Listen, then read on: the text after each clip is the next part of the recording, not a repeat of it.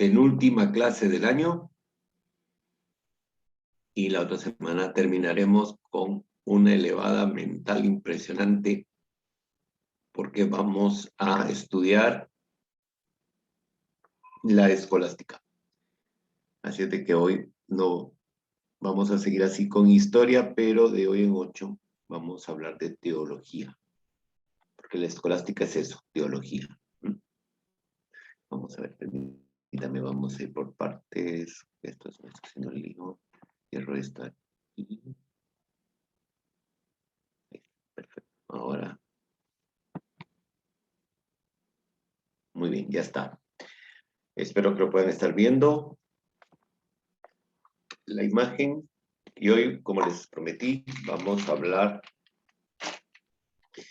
de dos temas que no nos vamos a extender mucho porque nos daría para noches y noches y solo vamos a tener como un referente, pero sí yo creo que era necesario tenerlo presente. Y es herejías e Inquisición. Vamos a hablar de estos temas porque solemos juzgarlo muy duro cuando hablamos de la Inquisición. Y si ustedes se dan cuenta, es muy propio del carácter humano el ser inquisidores. En la actualidad, si no lo queman a uno vivo es porque no les da tiempo o no se puede o sería un delito, pero es muy común que si ustedes se salen, digamos, de lo establecido, pues vayan a recibir una represión y más en la actualidad, donde estamos en un mundo donde no hay verdad, pero la no verdad es la que se impone y que si ustedes quieren ser racionales, pues no les va a ir nada bien. Se condiciona la vida, se condiciona la visión que cada una y cada uno de nosotros tenga de la realidad, y obviamente que esto tiene esos tintes de actitudes inquisitoriales. Ya lo vamos a ir viendo a lo largo de la exposición. Permítame que esto ya no dio vuelta. Muy bien.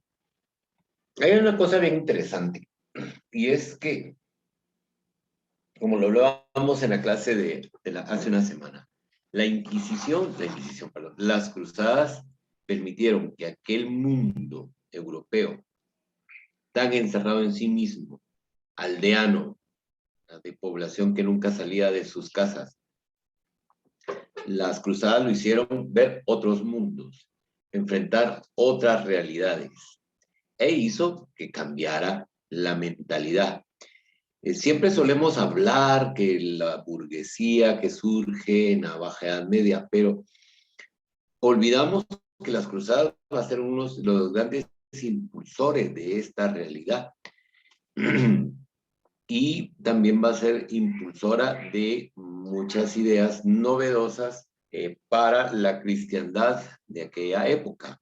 Una de ellas va a ser, por ejemplo, las prácticas de piedad públicas e individuales, porque anteriormente solo se limitaban a la misa, a un rezo en la iglesia y ya, pero las cruzadas van a llevar la idea del Via Crucis, por ejemplo, ahora tan extendido y popular en todo el mundo durante la Cuaresma, pero eso lo que querían era reproducir lo que se hace cuando se va de peregrinación a Jerusalén y pasar, digamos, subir el Gólgota y ir al Santo Sepulcro y vivir, digamos, todas esas escenas que están narradas en los evangelios de la pasión de Jesús. La visión del mundo cambia y cambia la visión del hombre y la mujer. Y obviamente esto implicará un cambio en la mentalidad de cómo se va a interpretar a Jesucristo. Deja de ser, aunque sigue estando esa figura, pero deja de ser ese Dios alejado del mundo para rescatar esa parte de ese Dios que llega a la tierra. Hay una cuestión que la pasamos así muy a la carrera, y es cómo la visión de San Agustín va a hacer cambiar el cristianismo en general, independientemente de después de las denominaciones, las divisiones, que ya vimos algunas y que el próximo año le dedicaremos un buen tiempo a las que restan, y es que del Dios único del Antiguo Testamento pasamos al Dios trinitario en el Nuevo Testamento. Y uno de esos dioses trinitarios es Cristo. Entonces, ya no estamos ante la figura de un ser humano, sino también en una figura de un Dios. Claro, cuando las cruzadas vienen y se enfrentan a esa otra realidad, empiezan a rescatar la figura humana de Jesucristo. Pero junto con esto nos van a venir otras ideas, que darán origen a una serie de maneras de interpretación, algunas no cristianas, que se van a mezclar con elementos cristianos y que son lo que se va a denominar herejías. En el siglo X y XI vamos a encontrar también unas reformas monásticas que ya las vimos muy de pasada, también la de Cluny y la del Cister, pero junto con esta reforma lo que está buscando es volver a la pobreza apostólica de la iglesia primitiva. Y aquí el cambio sociológico que vemos es que la pobreza, que va a ser la condición de la mayoría, pasa a ser una virtud. Cristo era pobre, entonces lo tenemos que imitar en esa pobreza, ¿no? Entonces, la vida apostólica, en la visión que se tiene, en el imaginario que se tiene en este periodo de la Edad Media, va a estar ligada a la idea de una vida pobre del predicador itinerante, que va de un lugar a otro y que come lo que le dan, ¿ya? Según el ejemplo de Jesucristo y sus apóstoles, ¿ya? Entonces ya hablábamos cómo las cruzadas van a ejercer esa gran influencia, y entonces esta idea va a empezarse a fomentar y a desarrollar ya como un movimiento popular, y lo veremos en todo Occidente. Entonces, esa imagen que traen de Jesús, porque ellos van a ir a la tierra donde vivió Jesucristo, y entonces vieron que la gente eran pobres, entonces dijeron, bueno, Cristo también era pobre, y lo van a llevar a Europa, donde los que se quedaron los van a oír, y entonces eso los va a motivar a poder seguir esa visión, ¿ya?, de Cristo. Y se empieza a tener un nuevo interés por el Evangelio, pero se lee desde otra perspectiva. Se lee desde la perspectiva de lo humano de Cristo. Y esto vamos a ver en las clases ya del otro año, veremos que va a incidir muchísimo en la piedad popular y en muchos de los elementos de piedad popular que todavía se viven en actualidad, ¿ya? O sea, aquí empezamos a ver ese fenómeno. Se empieza a hablar ya también de la caridad. De hecho, los órdenes militares hospitalarias van a introducir ya el que los monjes, las monjas dejen de estar en unos lugares aislados, sino que se empiecen a interesar también por su entorno. Es cuando nace la necesidad de que se ocupen de los hospitales y la sanación del cuerpo, ¿ya? También vamos a ver que hay monjes que se van a dedicar, y clérigos que se van a dedicar a la lectura de la Biblia. Antes la Biblia no se leía. A partir de este momento ya empieza. ¿Por qué? Porque ya empiezan a asociar la lectura de la Biblia con lo que vieron. Y empezamos a encontrar también que no solo son clérigos y monjes, monjas, que se van a dedicar a la lectura de la Biblia, sino también laicos. Laicos que dicen, bueno, nosotros no nos vamos a apartar, nosotros vivimos aquí, pero queremos llevar una vida cristiana y queremos saber en qué creemos. Entonces van a empezar a leer la Biblia, ¿ya? Y va a ser una apertura impresionante. Como veremos el otro año, esto se va a frenar con un concilio, que es el de Trento, que nos marcó muchísimo y todavía sigue marcando la religiosidad popular propia, por ejemplo, de Guatemala. ¿Ya? Por eso es tan importante todo esto. ¿Y por qué es interesante tener un conocimiento general de una historia del cristianismo? Porque esta sociedad es cristiana. claro, uno puede decir, no, nosotros no, y que qué bueno que están quemando iglesias, y como decía un meme, la mejor iglesia es la que arde, y todo, pero esa es una ínfima minoría. Lo que pasa es que los que estamos aquí tenemos tan depurados nuestros Facebook que no vemos a los verdaderos mortales de este planeta o de este país, donde lo que están diciendo nuestros contactos para ellos y para ellas resulta ser aberrante, ¿ya? Entonces, por eso es tan interesante ver esto. Otra cosa que van a descubrir en la clase de hoy es que no se ha descubierto el agua azucarada con todas las predicaciones que vemos de las distintas denominaciones evangélicas. Ya en este siglo se empiezan a formular todas estas ideas que tendrán su punto culminante con la Reforma Luterana del siglo XVI, pero en este momento se empiezan a gestar esas ideas que va a recoger Lutero. Es muy común escuchar, aún en gente pues, con bastantes mimbres intelectuales, decir que Lutero lo que hizo fue que se oponía a las bulas para comprar el cielo. Peor mentira no puede existir, porque no eran bulas para ganar el cielo, eran bulas para cortar el tiempo que ustedes iban a pasar en el purgatorio. Lo explicaré en su momento debido, pero ya lo voy preparado. Entonces, ¿por qué se ponen a leer y a enseñar la Biblia? Porque quieren conocer la vida de los Cristo y los apóstoles, porque la quieren imitar. Y el mejor relato está en el Nuevo Testamento, sobre todo los evangelios. Hay un hambre por el conocimiento religioso. Y entonces vamos a encontrar, por ejemplo, predicadores muy famosos como Bernardo de Claraval o Norberto. Bernardo de Claraval es el más famoso. Podríamos decir que Bernardo de Claraval, para traducido en nuestra época, era un influencer. ¿Ya? Era un influencer. Entonces el hombre iba y venía y también la gente lo iba a buscar porque lo quería oír. Y Bernardo de Claraval va a ser amigo nada más y nada menos que Santa Hildegarda de Bingen.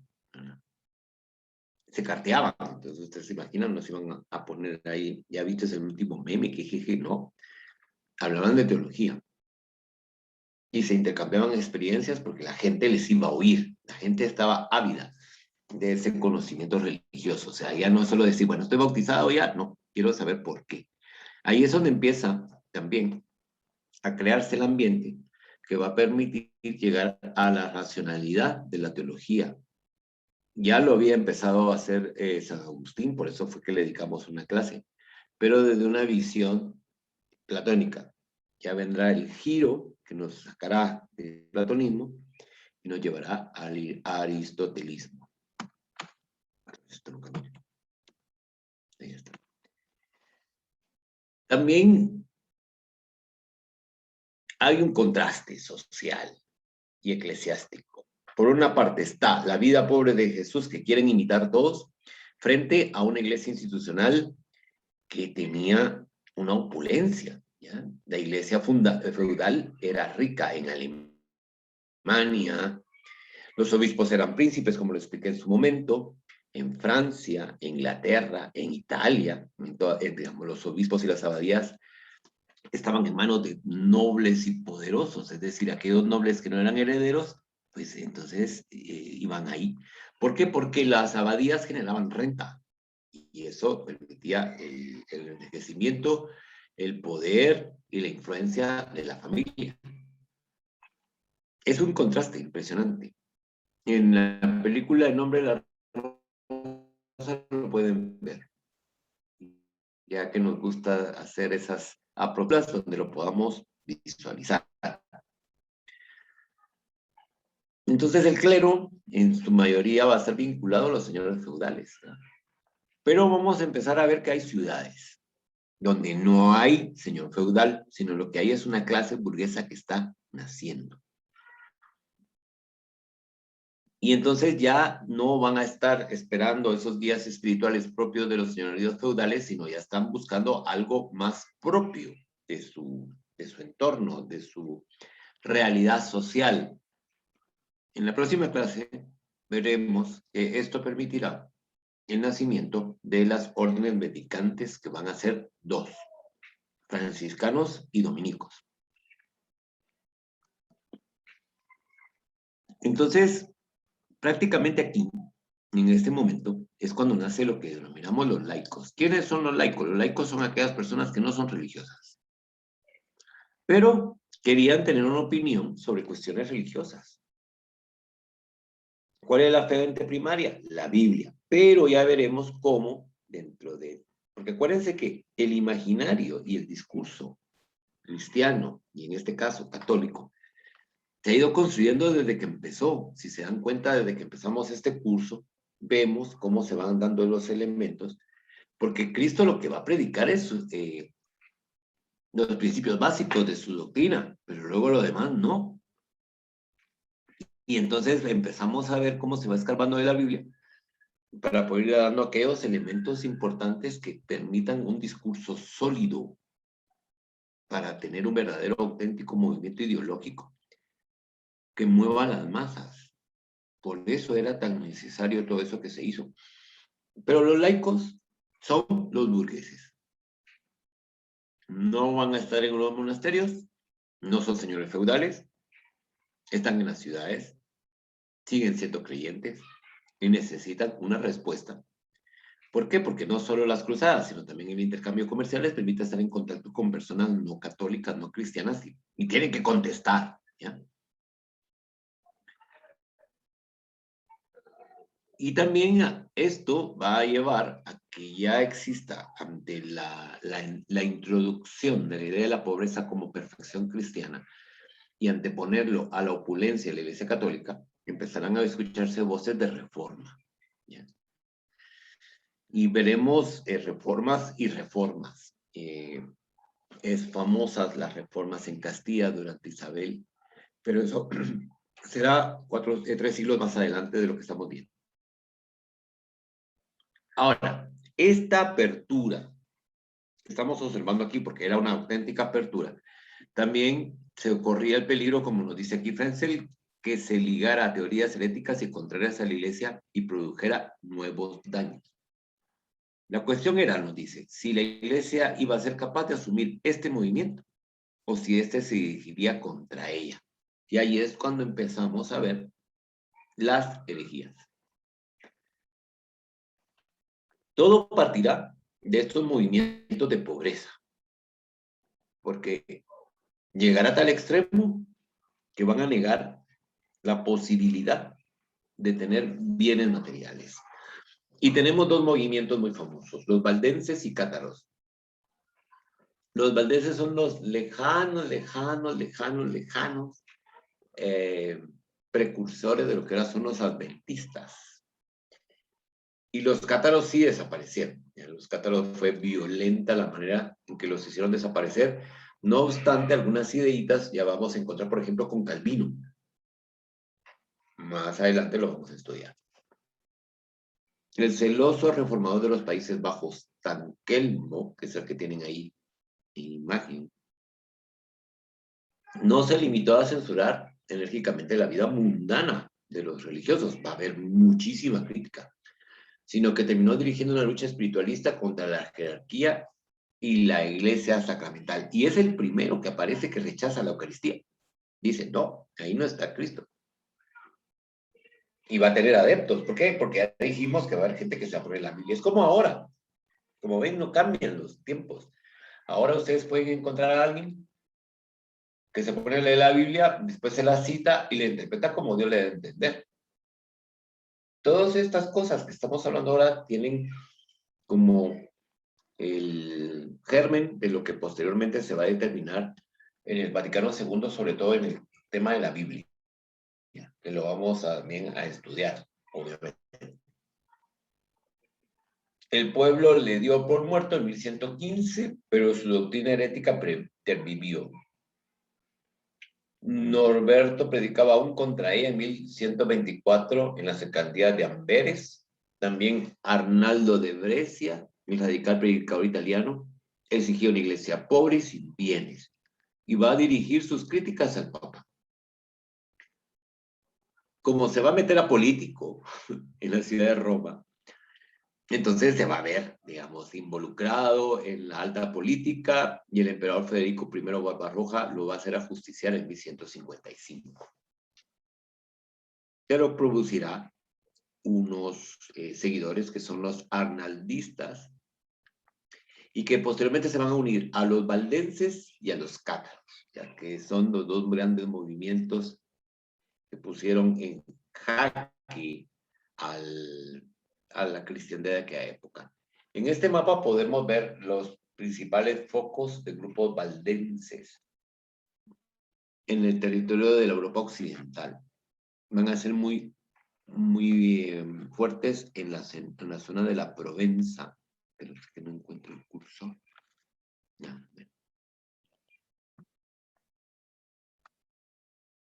¿qué es esta? En la Provenza, en Milán, en una parte del Danubio, en Languedoc, y aquí está esta ciudad, grábensela, Albi. Grábensela porque nos va a servir. A ver, estos movimientos reflejan el descontento social. Muy bien, solo que se me adelantó. Por ahí va el tiro. Muy bien, Alejandro, por ahí va el tiro. Por ahí va. Es una mezcla entre descontento y otra en el cambio de paradigma. Estamos abandonando el sistema feudal para entrar en el pre-mercantilismo como fase anterior al capitalismo, por ejemplo. Porque ya estamos viendo que aparecen los burgueses. Entonces, obviamente que esto va a tener su influencia. Aquí está Besançon. Aquí está Clermont. ¿Se acuerdan que nos tocó hablar de Clermont la semana pasada? Porque aquí fue donde se predicó la primera cruzada. Los mapas son una maravilla. Aquí está Venecia, para que se haga una idea, porque hemos hablado mucho de Venecia. Aquí está Roma, Los valdenses van a proceder del rico comerciante Pedro Baldo de Lyon hacia el 1170 y 1175. Descubrió, leyendo Mateo 10, 1, 15, lo vamos a buscar para que así les leo qué es lo que dice Mateo 10, 1, 15. Mateo 10, 1, 15.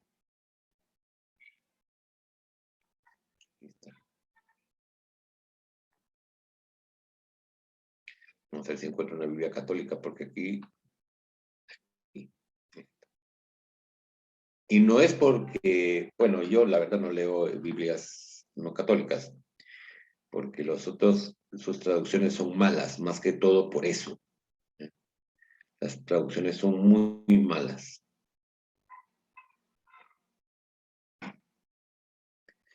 Dice, Jesús llamó a sus discípulos y les dio poder sobre los malos espíritus para expulsarlos y para curar a toda clase de enfermedades y dolencias. Ahí están los nombres de los apóstoles. Y dice a estos 12, Jesús los envió a misionar con instrucciones siguientes. No vayan a tierra de paganos ni entreguen pueblos de samaritanos. Diríjanse más bien a las ovejas perdidas del pueblo de Israel. A lo largo del camino proclamen: el reino de los cielos está ahora cerca, y sanen enfermos, resuciten muertos, limpien leprosos. Y aquí está la clave: no lleven oro, plata o monedas en el cinturón. Nada de provisiones para el viaje o vestidos de repuesto. No lleven bastón ni sandalias, porque el que trabaja se merece el alimento. En todo pueblo aldea en que entren, busquen algunas personas que valgan y quédense en su casa hasta que se vayan. Al entrar a la casa, desearle la paz. Si esta familia la merece, recibirá vuestra paz, y si no la merece, la bendición volverá a ustedes. Y si en algún lugar no los reciben ni escuchan sus palabras, salgan de esa familia o de esa ciudad, sacudiendo el polvo de los pies.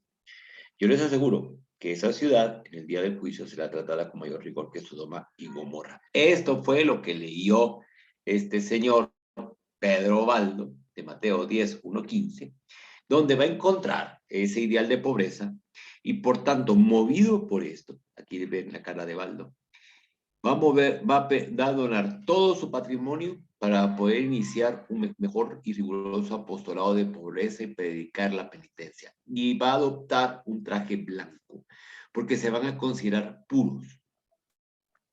Y esto los va a diferenciar de los demás. Los seguidores se van a denominar a sí mismos pauperes Christi, es decir, pobres. Pauperes, porque son pobres, o pobres de León, y su predicación, que ciertamente partía de intenciones puras, no estuvo exenta de exageraciones y de duras críticas a la vida de aquel tiempo y ocultaban peligros para la fe.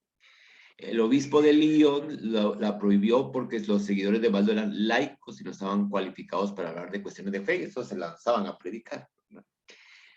Este Baldo va a recurrir al Papa, ¿verdad? Y va a ir al Concilio Tercero de Letrán, y fue autorizado por el Papa Alejandro III, que compartía su ideal de pobreza, a predicar la penitencia, y siempre y cuando evitara toda forma de proclamación doctrinal. Esta condición de flexible e indeterminada, el obispo le echó en cara a Baldo que no había respetado lo convenido, y por segunda vez le van a prohibir predicar. Otra vez va a ir a Roma, pero esta vez Lucio III, que es el que están viendo ustedes ahí en la foto, reaccionó y en 1184 le prohibió toda forma de predicación y desautorizó por completo su movimiento, que mientras tanto había asumido formas radicales. A estas alturas del partido, por supuesto, Baldo se va a negar a obedecer y va a apelar a su vocación interior, a la misión personal recibida de Cristo. Es decir, ya no vamos a ver que alguien diga que lo recibe por medio de la iglesia, sino que es directamente. ¿Ven cómo ya se empezaba a cocinar lo que ahora nosotros vemos con estos telepredicadores? Replicó que solo quien lo había dado todo y vivía en absoluta pobreza, en eso sí se diferencia, por supuesto, tenía derecho a proclamar el mensaje de Cristo. Solo los que vivan total y absolutamente pobres pueden predicar el mensaje de Jesucristo. El Papa va a responder con la excomunión y la persecución. El movimiento valdense va a ser reducido a la clandestinidad y va a desarrollar una hostilidad cada vez más fuerte contra la iglesia y va a acoger doctrinas heréticas. Baldo murió hacia el año 1206 y los supervivientes de su movimiento se van a asociar después a la iglesia protestante italiana. Esto una vez concluida la reforma luterana o arrancada la reforma luterana. Pero así como ya les decía que hay laicos que van a tener todas estas ideas, también habrá una corriente que va a tener muchas adeptas, porque sobre todo son mujeres. Son comunidades femeninas, donde no vive ni un hombre, donde ellas establecen sus propias leyes. Ellas establecen también cómo va a ser la relación de sus comunidades con su entorno, ¿ya? Y son estudiosas, por eso es que en esta foto la ven que está estudiando. Entre ellas se enseñan a leer y a escribir, y obviamente van a aprender a escribir y a leer en latín. ¿Por qué? Porque los textos eclesiásticos están en latín. ¿Están en latín porque estaba prohibido hacer unos idiomas vernáculos? No, porque los idiomas vernáculos se estaban desarrollando y el latín era el idioma que estaba completo. Aquí estamos viendo una serie de idiomas que están en su fase primigenia y no todos lo hablaban. En cambio, el latín sí era un idioma que se hablaba en todos lados. Por ejemplo, era lo mismo en Francia, en Italia, en las regiones de Alemania. En cambio, los idiomas cambiaban según la localidad. A eso se debe, no porque estuviera prohibido, ¿de acuerdo? Es una cuestión práctica más que otra cosa. Entonces, estas mujeres son las denominadas beguinas. ¿Ya? Son mujeres piadosas que se dedicaban a la oración y la lectura de la escritura. Van a realizar trabajos manuales, se ocupan del cuidado de los enfermos y de la educación de las niñas. Solo educan niñas. ¿Ya? Y aunque no habían hecho verdaderos votos monásticos, vivían en comunidad en las llamadas cortes de beguinas. Insisto, son comunidades femeninas por amor a Cristo y estaban totalmente entregadas a las obras de amor al prójimo. ¿Por qué van a proliferar mucho las beguinas? Porque con las cruzadas muchas mujeres quedaron solas. Entonces va a ser una manera de autoprotegerse. Por eso es que se organizan así. Muchas de ellas, sus maridos no van a regresar, o sus hijos, ¿ya? Y entonces esas comunidades, ¿ya?, auténticos estados femeninos, van a desarrollar, digamos, no solo la mística, la espiritualidad, sino también un conocimiento del carácter de la mujer. Es muy interesante este movimiento. Hay unas tesis maravillosas que ahora con esto de los estudios de género y de feminismo se están desarrollando en el campo de la historia y prácticamente las están redescubriendo, ¿verdad?, a las beguinas. Hay beguinas famosísimas, influyentes, asesoras, o sea, las cortes las llamaban porque ellas eran sabias, ¿de acuerdo? En la región de Milán, los tejedores se unieron a comunidades religiosas análogas. Ellos van a ser los humillados, así se van a denominar. Y pretenden seguir las primeras comunidades cristianas según su inspiración en los Hechos de los Apóstoles 2:44. Formaron asociaciones que rechazaban toda forma de propiedad privada. No hay propiedad privada, aquí tenemos propiedades colectivas, ¿ya? O sea, son grupos que están desarrollándose paralelamente. Las beguinas, los humillados, en este caso en Italia. Los humillados son hombres, las beguinas son mujeres. También estos humillados van a asumir poco a poco tendencias más radicales. En el caso de la beguina no lo vamos a encontrar, pero el beguinato va a encontrar después, en la Reforma Luterana, una manera de subsistir. Van a encajar perfectamente. Ahora, por supuesto, desaparecerán, pero sí tuvieron muchos siglos de una presencia muy fuerte, muy, muy fuerte. Inocencio III consiguió en 1201 incorporar el movimiento en la iglesia y encauzarlo bajo una guía espiritual. Y una parte de ellos se unieron a comunidades monásticas que vivían según la regla de San Agustín. Y otras siguieron viviendo en el mundo, pero participaban en las prácticas religiosas de estos monasterios y permanecían unidos a ellos en comunión de oraciones. Estos son los precursores de las denominadas terceras órdenes. Las terceras órdenes son integradas por laicos. Viven como los religiosos, pero no hacen votos. Y todavía existen. ¿Ya? En Guatemala hay comunidades de la tercera orden franciscana y dominica. En 1216, la diócesis de Milán tenía 150 conventos de humillados. Y esta orden va a existir hasta 1571, que todo se va a transformar, por supuesto. Entonces, estos grupos religiosos que están unidos a la iglesia, tienen una matriz cristiana. Vamos a ver que surgen grupos como los cátaros, que van a tener. Estos cátaros son muy interesantes porque también son consecuencia de las cruzadas. Pero, a diferencia de los otros que están bajo, digamos, a la sombra de la iglesia y que quieren seguir la doctrina cristiana, estos van a aportar o van a fundamentarse en el manicaísmo dualista, ¿ya?, que es de naturaleza no cristiana. Estamos en el cristianismo y lo vamos a ver en teología. Tenemos el bien, que es el ser en sí, el bien, y el mal, que es la ausencia de ser, es la definición que le da Santo Tomás de Aquino. Para los cátaros, tanto el bien como el mal son una entidad. O sea, la entidad bien, o el ents bien, y el ents mal, o sea, la entidad mal. Y las dos tienen esa naturaleza esencial y que dicen que está presente en toda la creación. Los paulasianos armenios, que en el siglo IX se habían trasladado de Bizancio a los Balcanes, van a llevar entonces esas antiguas teorías gnósticas elaboradas en Macedonia por el sacerdote Borgomilo en la primera mitad del siglo X. Los cátaros sostenían que el mundo había sido creado por el diablo, es decir, por el Dios malo del Antiguo Testamento, y estaba dominado por él. También las almas puras de los hombres habían sido encarceladas en materia mala. La materia, el cuerpo es malo, el espíritu es bueno. El espíritu es creado por Dios bueno pero el Dios malo captura esos espíritus y los mete en el cuerpo material. Lo material es malo.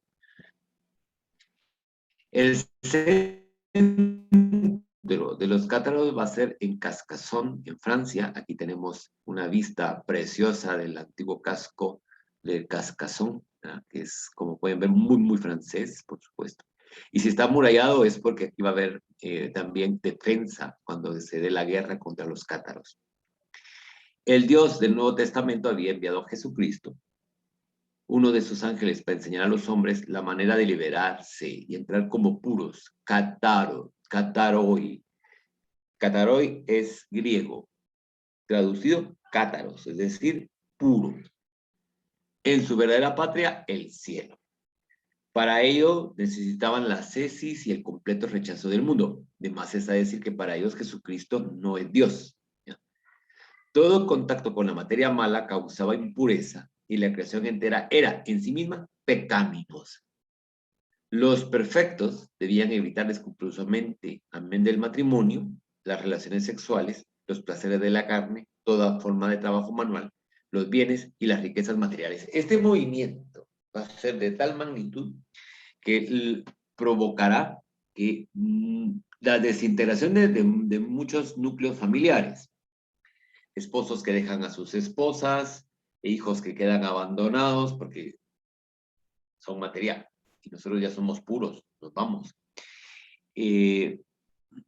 También se van a vestir de blanco, van a compartir los bienes, pero el problema es cuando estos cátaros, como movimiento religioso, pasan a ser un movimiento político.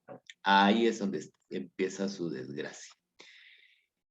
Estas doctrinas van a ser traídas por los... Vamos a ver una pregunta en el chat. Ninguna. Elizabeth pregunta, ¿qué relación había entre cátaros y templarios? Ninguna, ninguna. Al contrario, ¿verdad? Los templarios van a pelear contra los cátaros durante una de las cruzadas que se va a organizar contra ellos. Porque los templarios sí seguían, digamos, con la iglesia, y por eso cuando se desintegran, la iglesia los desintegra, se desintegran. En cambio nosotros, cuando la iglesia les decía, ya no, eso seguían. Esta es la cruz cátara, que vamos a encontrar en Carcassonne muchas de estas cruces. Entonces, cuando estos comerciantes y los cruzados regresan, van a llevar al siglo XII en Occidente y difundirán en Alemania las ideas cátaras, que vamos a encontrar ya en Colonia en 1143, en Inglaterra, Francia e Italia, donde se combinaron con algunas doctrinas cristianas. Entonces, estos partidarios van a organizarse según el modelo de la Iglesia católica y van a tener una jerarquía y obispos cátaros, por supuesto. En 1167 tuvo lugar en Tolosa un gran concilio de los cátaros. A la rica Iglesia católica llena de bienes temporales pecaminosos le contrapusieron una iglesia pobre que condenaba toda posesión. Esta fue una amenaza en todos los ámbitos. ¿Por qué? Porque al negar la posibilidad de posesión, entonces los obispos, los arzobispos, los abades, los cardenales, el mismo papa, los señores feudales, los burgueses, todos los que tenían algo estaban mal, ¿ya? Y a lo largo de la construcción del imaginario cristiano, veremos que hay una gran lucha entre lo que es el bien espiritual y la vida material. Y todavía en la actualidad vemos que hay muchos movimientos cristianos que ahora se pasaron al otro bando. ¿En qué sentido? Que valoran más lo material que lo espiritual. Y en el cristianismo siempre vamos a encontrar esos procesos. En este momento estamos analizando cuando se rechaza lo material, pero anteriormente ya veíamos que se introdujo lo material y el boato, etc. Entonces siempre van a estar, ¿verdad? Como un aldabón, boom, boom, boom, hasta llegar así. Se asociaron así a las ideas de muchos reformadores radicales que soñaban con una iglesia evangélica y pobre, y lograron hacer creer al pueblo sencillo que su desprecio del mundo no cristiano idealista expresaban la imagen ideal del ascetismo cristiano, ¿ya? En suma, se consideraban los cristianos ideales, los únicos que llevaban una vida ascética ejemplar, mientras que la Iglesia Católica era sinagoga de Satanás. los sacerdotes eran pecadores hipócritas, y los sacramentos eran obra del diablo. Como comprenderán, pues nosotros nos iban a decir, ¡ay, qué bueno, qué lindo! Me parece, vamos a discutir. Porque hubo una reacción. ¿Ya? Y entonces va a haber una reacción contra los cátaros. Vamos a ver, aquí hay otra pregunta. Hoy en el Parque Central había un predicador diciendo que la Iglesia Católica era una gran mentira satánica. Ven, y aquí está, por eso les digo, a veces a la gente se deja deslumbrar, y estas ideas ya vienen del siglo XI, del siglo XI, siglo XII, siglo XIII, o sea, no hay nada nuevo bajo el sol, lo único que cambia es la manera en que lo vamos a expresar, ¿ya? Y eso ténganlo siempre claro.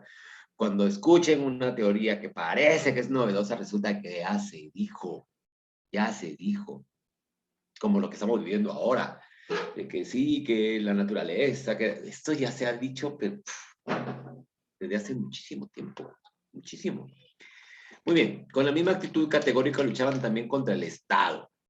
Para ellos, aquí es donde viene su gran problema, porque como el Estado es material, por supuesto, para ellos el emperador era el enviado de Satanás y los príncipes eran sus ayudantes.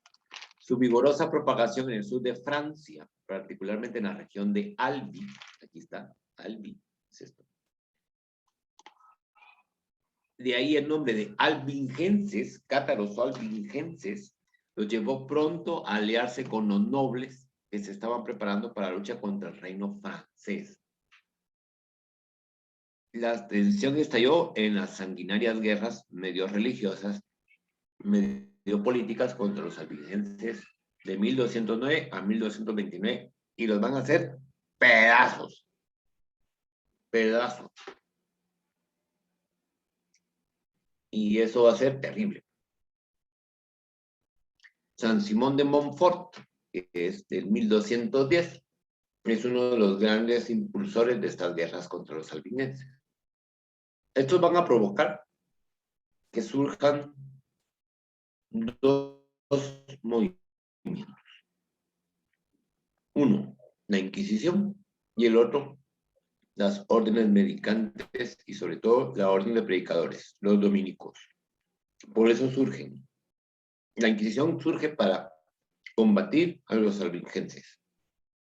Y los dominicos surgen para predicarle a los albigenses y que regresen a la verdadera doctrina. ¿De acuerdo? No fue para seguir brujas, como les han metido en la cabeza. Eso va a venir después. ¿Ya? Aquí no están siguiendo brujas, aquí están siguiendo a los cátaros o albigenses. A veces tenemos con estas nuevas ideas una visión muy distorsionada de lo que es la brujería y la romantizamos. Y eso es peligroso. No porque las brujas sean malas, sino porque nos nubla el entendimiento y la razón. No hay que romantizar las cosas. ¿Ya? Y tanto que dicen, hay que romantizar, y lo hacemos. No, si estamos personas estudiosas de las ciencias sociales, tenemos que ir a la raíz de las cosas. ¿Cuántos de ustedes creían que la Inquisición se creó para ir a perseguir brujas? La mayoría. Y no, fue contra estos. Claro, hay inquisiciones e inquisiciones, ¿de acuerdo?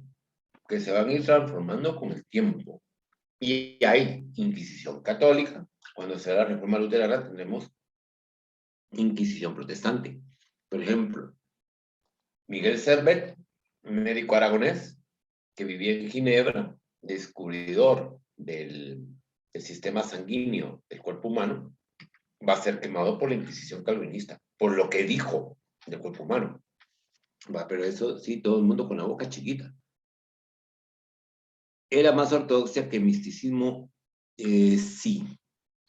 Así es, Juan Pablo. Era más ortodoxia porque el misticismo vendrá después. Y también el misticismo lo va a perseguir la Inquisición. Vamos a tener una gran mística que esperemos, sí, nos tiene que dar tiempo. El otro año tenemos todo un año. Santa Teresa de Jesús, que va a ser perseguida por la Inquisición, hasta que Felipe II le dice a la Inquisición, déjenle en paz. Por eso ya no pasó a más. O tenemos a, creo que fue San Juan de la Cruz, que fue el fraile que lo pusieron preso, la Inquisición, y cuando regresa a la clase dice, bueno, como quedamos ayer, entonces, hay inquisiciones e inquisiciones. Dato interesante, la Inquisición juzga solo a los conversos, no juzga a los de otras religiones. ¿De acuerdo? Solo a los que se dicen cristianos e introducen ideas no cristianas, a ellos. A los otros no. Y aquí viene el asunto de, la Inquisición, todo lo que hizo América, pues no hizo gran cosa. Resulta que no la podía hacer. Por el mismo carácter de súbditos de la corona que tienen los pueblos originarios, y segundo, por las ideas introducidas por Fray Francisco de Vitoria, cuando dijo que eran como párvulos, como niños, que necesitaban orientación, y que no es que no hayan aceptado a Cristo por la perversidad, como él lo decía, sino por no tener conocimiento de él previamente. ¿Ya? Entonces no van a creer que aquí eran unas grandes hogueras matando gente. Me parecen los cátaros como antecesores del anarquismo por su negociación del Estado. Un poquito sí, tiene mucho de eso. Tiene muchos elementos parecidos, por supuesto. Entonces, la represión de los herejes sin Inquisición, de latín inquirinio, indagación, que se desarrollaba en aquel momento, deben ser vistas a la luz de este doble aspecto de la ofensiva contra la Iglesia y el Estado. Los cátaros atacaban tanto a los fundamentos políticos sociales como a los religiosos de la sociedad. Pero no olviden que en este momento Estado e Iglesia están unidos. O sea, no existe un límite. No existe un límite. Donde está el Estado, está la Iglesia. Donde está la Iglesia, está el Estado. Y cuando hablamos de Estado, no nos estamos refiriendo al Estado liberal moderno, que es el actual. Nos estamos refiriendo a las formas estatales propias de la Edad Media, que están cuajando en la Baja Edad Media para la creación de los estados monárquicos. Pero vamos a usar ese término para entendernos. En 1197 el rey Pedro II de Aragón declaró oficialmente que los cátaros debían ser considerados enemigos del Estado y ordenó que fueran quemados en la hoguera para su purificación. La hoguera es para purificar. Bueno, si salta todo es porque es una gata que... Ahí está. Lo hiciste. Me quitó toda la pantalla. No sé si me están viendo o oyendo. Todo normal. Ahí está. Y es que aquí me hizo estragos, tengo que volver. Ahí está. Entonces tenemos eso, ¿no? Este es el que introduce la idea, quémenlos. Luis VII de Francia y Enrique II de Inglaterra, Enrique II Beauclerc, parece que es él.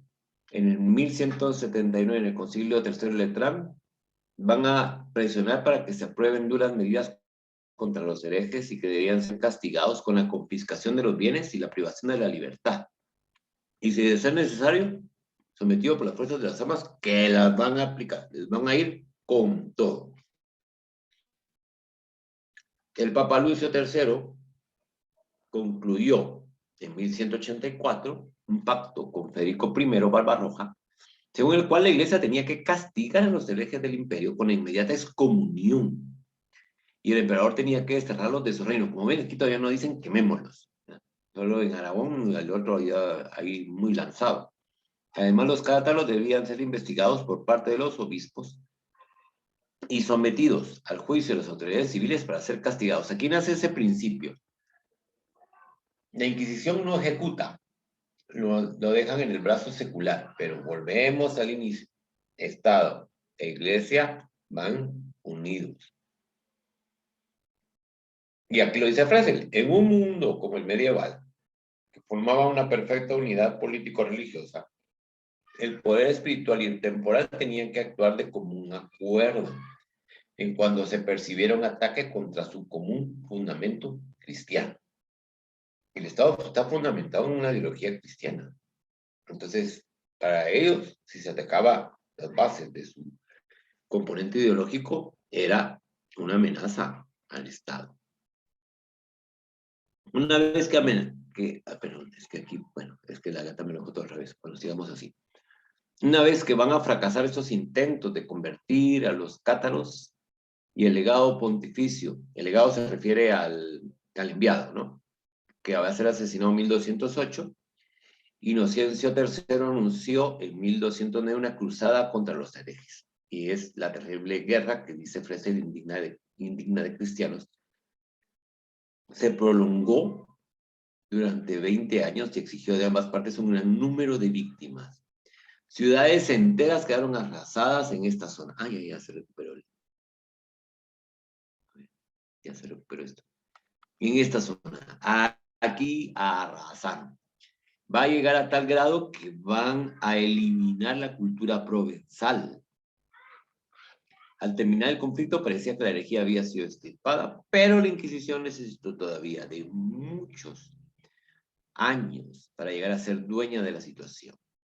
¿Quién va a ser la gran ganadora? La monarquía francesa, porque la va a fortalecer. O sea, el feudalismo francés era tan fuerte que el rey solo gobernaba en París y sus alrededores, que se denominaba la Isla de Francia. Y todavía me dio mucha alegría ver que existe esa manera para denominar a la región de París, la Isla de Francia. Porque los que han visto la serie Versalles se dan cuenta que ahí dice al final en los créditos que está patrocinado por el Departamento de Cultura de la Isla de Francia. Entonces la monarquía francesa se va a beneficiar, ¿verdad? Porque fue la verdadera vencedora. Porque los intereses fundamentales, más que defensa de religión, eran de naturaleza político-dinástica. Y aquí está la semilla del galicanismo, cuando, por esto que ha hecho Francia, quería que la iglesia le diera unas prebendas. A Francia no se las da, pero se las va a dar a Castilla. Pero eso va a ser 2 siglos después de lo que estamos, 2 siglos y medio después de lo que estamos hablando. ¿Dónde queda la región de la Provenza? Es aquí, cuya capital es Marsella. Es un puerto.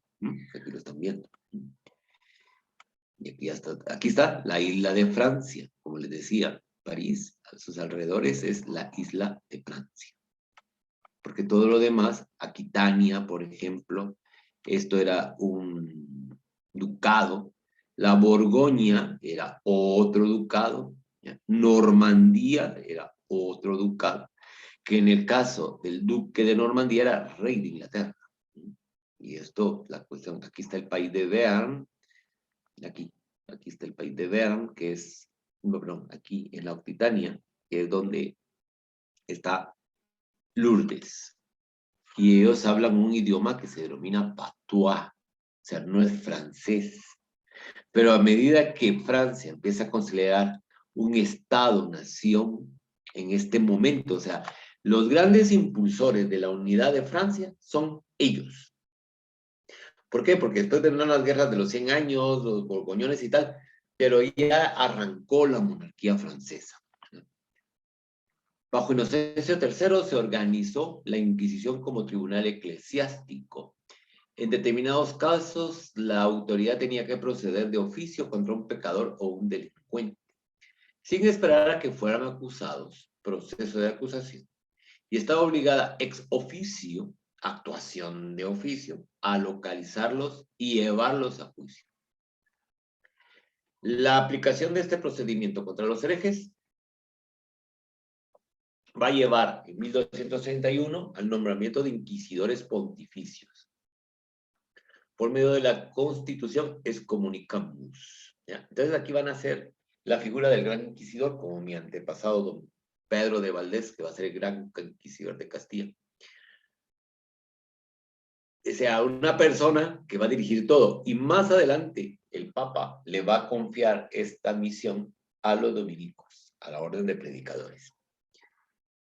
Entonces estos tenían que ir a buscar a los sospechosos de herejía. En 1224, Gregorio IX y el emperador Federico II habían promulgado conjuntamente una ley inquisitorial para la Lombardía, según la cual la autoridad civil debía encarcelar a quien el obispo le hubiera presentado como hereje para justiciarlo, en caso de que persistiera su error. ¿Por qué? Porque el inquisidor le decía, bueno, tranquilo, ya te tenemos con el ojo encima, cuidado, seguía, te lo dije, seguía, te venís preso. Digamos, ese era como el procedimiento, dicho así, muy coloquial.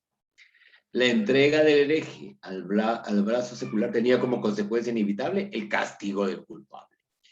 El hecho de que la iglesia al entregarlo pidiera al poder civil que salvara la vida del imputado no era sino un horrendo formalismo y una pura ficción. O sea, eso era como para lavarse la conciencia, porque ya sabían que lo iban a matar.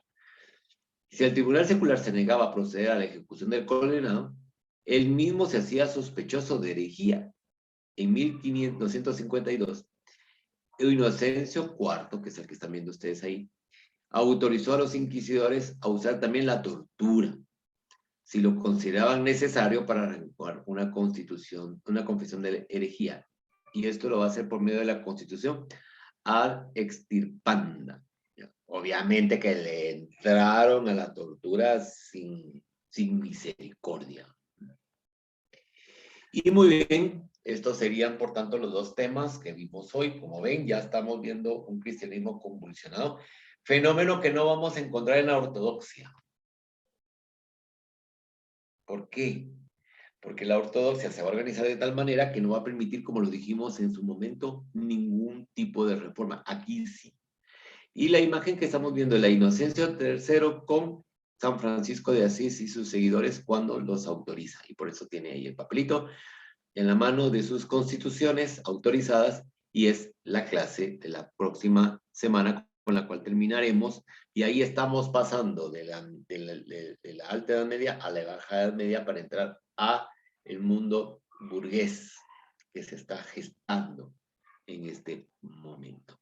¿Alguna pregunta, comentario final? O como Elizabeth que ya nos está diciendo buenas noches. Juan Pablo, me llamó la atención lo del beneficio de Francia. El derecho penal que subyace este tipo de juzgamiento sirve precisamente para fortalecer el Estado. Exactamente, pura represión. Pura represión que va a continuar todavía después de la Revolución Francesa, ya con Napoleón, que es el derecho napoleónico, que se lo va a manejar muy bien, que parte precisamente de esa cabeza, ¿ya? Acuérdense que la monarquía francesa en este momento está construyendo el imaginario del carácter sacro de la monarquía, con Hugo Capeto. Por eso los reyes de Francia son consagrados en reino, porque tienen un carácter sagrado. El Espíritu Santo desciende sobre estos reyes. Según las crónicas, como tenía esa figura, esa aureola divina, los reyes de Francia, cuando decapitan sobre todo a Luis XVI, toda la plaza enmudeció. Es que lo que estaban haciendo estaban rompiendo con todo ese aparato ideológico que había construido el Estado francés. Es que eso es lo interesante de ese hecho, ¿ya? Y que viene a colación a estos tiempos cuando no queremos que pasen cosas así, sino que todo sea pacífico. Bueno, ya nos fuimos por otro lado. Muy bien, muchísimas gracias y nos veremos para nuestra última clase de final del 2021 el próximo martes con el tema las órdenes medicantes. Muy bien, hasta luego y que descansen. Gracias.